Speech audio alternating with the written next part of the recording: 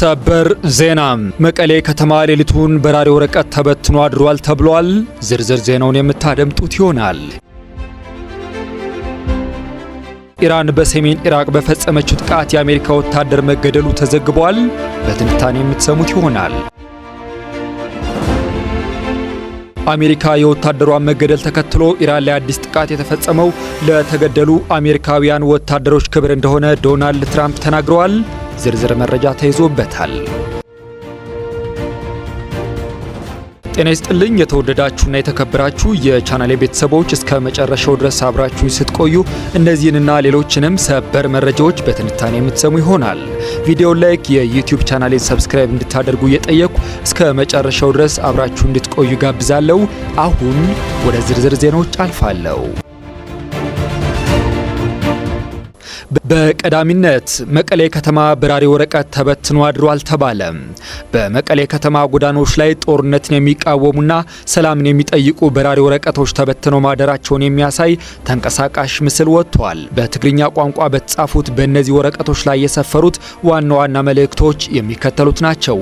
ወደ ሌላ ጦርነት እንድትከቱብን አንፈቅድላችሁም፣ የቀደመው ይበቃል፣ ሰላምን እንመርጣለን፣ የግዳጅ ውትድርና ወንጀል ነው፣ ወንድም ምን አሳልፈ ሰተህ በሰላም አትኖርም፣ አሁን ባለው አስቸጋሪ ሁኔታ ውስጥ የሚወሰድ ማንኛውም የኃይል እርምጃ የህዝቡን ስቃይ ከማባባስ ውጭ እንደማይመረጥ ተገልጿል የሚሉ ናቸው።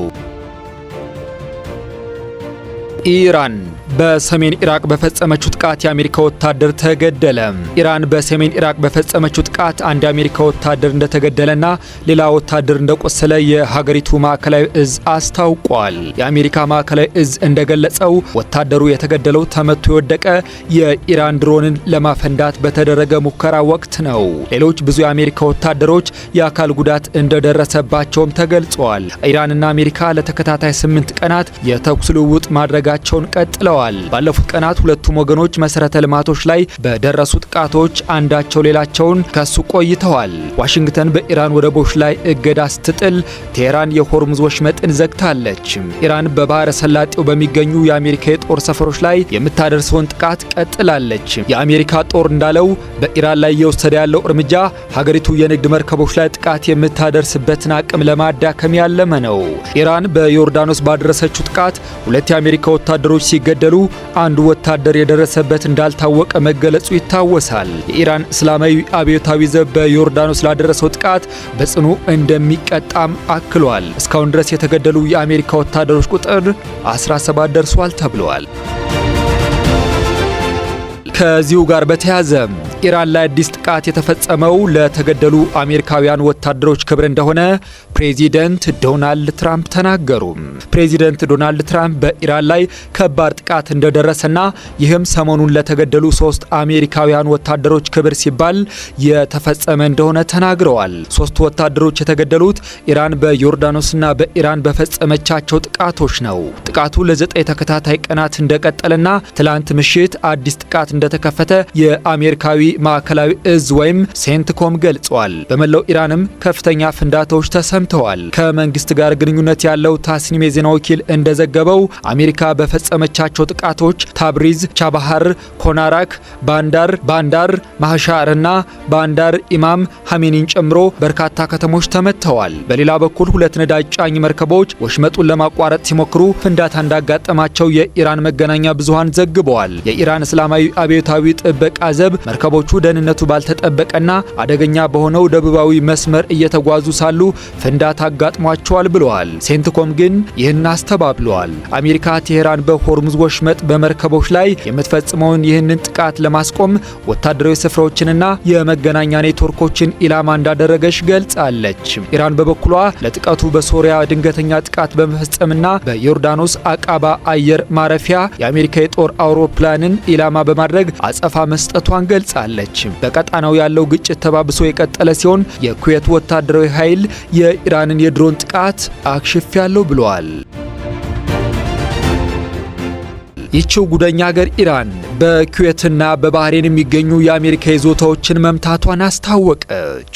አሜሪካ በኢራን ላይ ለተከታታይ 9ኛ ቀን ጥቃት መፈጸሟን ካስታወቀች በኋላ የኢራን አብዮታዊ ዘብ በኩዌትና በባህሬን ውስጥ የሚገኙ ወታደራዊ ኢላማዎች መምታቱን አስታውቋል። ዘቡ ባወጣው መግለጫ በአሜሪካ ሰራዊት ይዞታ ላይ በፈጸመው የአጸፋ የድሮን ጥቃት የቅድሚያ ማስጠንቀቂያ የራዳር ስርዓትን ጨምሮ የተለያዩ ኢላማዎችን ማጥቃቱንና የጠላት የራዳር ስርዓትን ሙሉ በሙሉ ማውደሙን ገልጿል።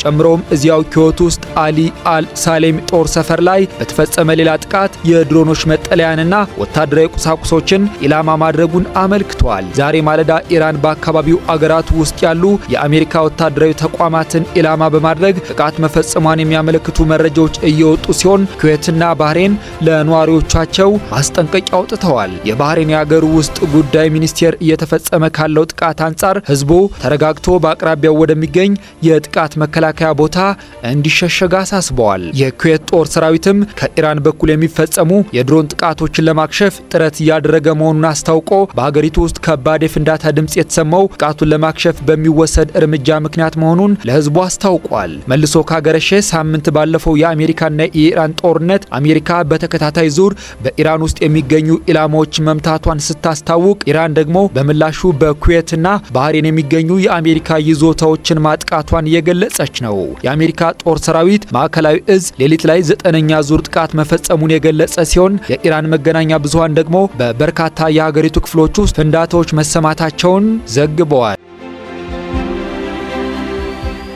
በዩክሬን ወታደሮችን በግዳጅ ለመመልመል የሚደረግ ጥረት ወደ ግጭት እያመራ መሆኑ ተገለጸ።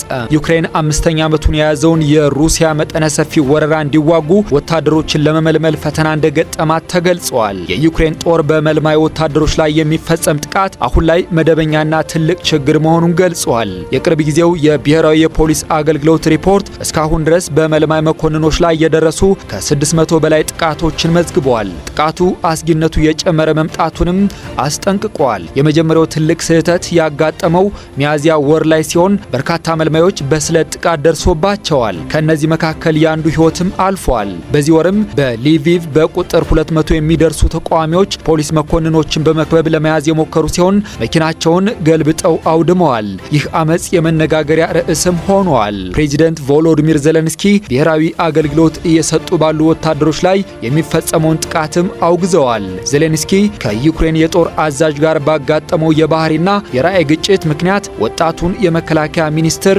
ሚካሄሎ ፊዶሮቭን ከኃላፊነታቸው ካባረሩ በኋላ በሀገሪቱ ውዝግብ ተነስቷል። የመከላከያ ሚኒስትሩን መነሳት ተከትሎም በጦር ውስጥ ቁጣ ተፈጥሯል። በመዲናዋ ኪየቭም የተቃውሞ ሰልፎች ተካሂደዋል። በሊቪቭ የገነፈለው ቁጣም ይህንኑ ተከትሎ የመጣ ነው። በርካቶችም በጦርነቱ ላለመሳተፍ እያፈገፈጉ ነው ተብሏል። ቫሲል ክሩፒች በምስራቅ ዶንባስ ክልል በተደረጉ ጦርነቶች የተከሰቱ አስፈሪ ትዕይንቶችን ያስታውሳል። አንዳንድ ጊዜ ሲጸልይ፣ አንዳንድ ጊዜ ሲያለቅስ አሳልፏል። በሩሲያ ወታደሮች ከተሰነዘረው ጥቃትም በተአምር ተርፏል። ነገር ግን ባለፈው ታህሳስ ከጦር ግንባር ጀርባ ሆኖ እያገለገለ ሳለ በገዛ አገሩ ሰዎች ጥቃት ደርሶበታል። እርሱ እንደሚለው ጥቃት ያደረሱበትን ሁለቱን ግለሰቦች ሰነዶቻቸውን እንዲያሳዩ ቢጠይቃቸውም የሸሹ ሲሆን ሲከታተሏቸውም ክፉኛ ተደብድበዋል። በዚህም ምክንያት 6 ሳምንታትን በሆስፒታል ውስጥ አሳልፏል። ወታደሮች የሚደበደቡ ከሆነ ለምንድነው የታገልነው ሲልም ጠይቋል። ትልቅ መነቃቃት ታይቶ የነበረው ከ3 ዓመታት በፊት ዩክሬን በደቡብ ምስራቅ የሚገኘውን ግዛቷን ለመቆጣጠር የአጸፋ ጥቃት በፈጸመችበት ወቅት ነበር። ሆኖም አልዘለቀም። ያን ጊዜ ጭካኔ የተሞላበት ንቅናቄ የተጀመረበት ወቅት ነበር። ይህም ቁጣ አስከትሎ ነበር ይላሉ ተቃዋሚው የፓርላማ አባል አሌክሳንደር ሆንቻሬኮ። አሁንም እነዚህ ሰዎች በጎዳኖች ላይ ሰዎችን እያደኑ ነው፣ አንዳንዴ አስገዳጅ ዘዴዎችንም ይጠቀማሉ ብለዋል። ግጭት ወደ ግጭት ነው የሚመራው፣ በጣም ትልቅ ችግር ነው፣ እየባሰም ይሄዳል ሲሉ ስጋታቸውን ገልጸዋል። የጦር ተንታኙ ኢቫን ስቱፓክም በዚህ ይስማማሉ። በጦር ግንባር የሰው ኃይል በማጣት ዩክሬን መፈተን ጀምራለች። የማያቋርጥ ኪሳራ ነው። የዩክሬን ከፍተኛ እዝ እነዚህን ጎደሎች እንደገና መሙላት ስለነበረበት ንቅናቄ ጀምሯል ብለዋል። ተጨማሪ 500 ተዋጊዎችን ሲፈልጉ ማደን ጀመሩ።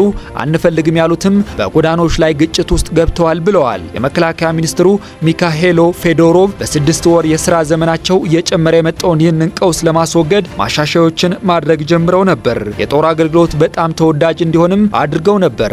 ፌዶሮቭ አዲስ ተመልማዮች መሳተፍ በሚፈልጉበት እንዲሳተፉ አማራጭ በመስጠትና ለውስን ጊዜ አገልግሎት እንዲሰጡ እንዲሁም በተለይ አደጋ ባላቸው ኃላፊነት ላይ ለሚሰማሩ የተሻለ ደሞዝ ለመስጠት አቅደው ነበር። አስገዳጅ ምልመላውን ማስቀረትም ማድረግ ከሚፈልጓቸው ተግባራት አንዱ የነበረ ሲሆን ገና ጅምር ላይ ሳሉ ከስልጣናቸው ተባረዋል። ዩክሬን አዲስ የሆነ ችግር እንደገጠማትም በግልጽ አምናለች። አሁን ላይ ጦሩ የመከላከያ ሚኒስትሩን ወክለው በሚሰሩ ሚኒስትር እየተመራ ሲሆን ችግሩ መፍትሄ አላገኘም ተብሏል። የተከበራችሁና የተወደዳችሁ የቻናሌ ቤተሰቦች ለዕለቱ ያስኳቸው ሀገራዊና ዓለም አቀፋዊ ሰበር መረጃዎችን በዚሁ አጠናቀቅኩ። ቪዲዮውን ላይክ፣ ቻናሌን ሰብስክራይብ እያደረጋችሁ የሚዲያው አጋር ይሁኑ እያልኩ ሰላም እንድትቆዩ ተመኘው።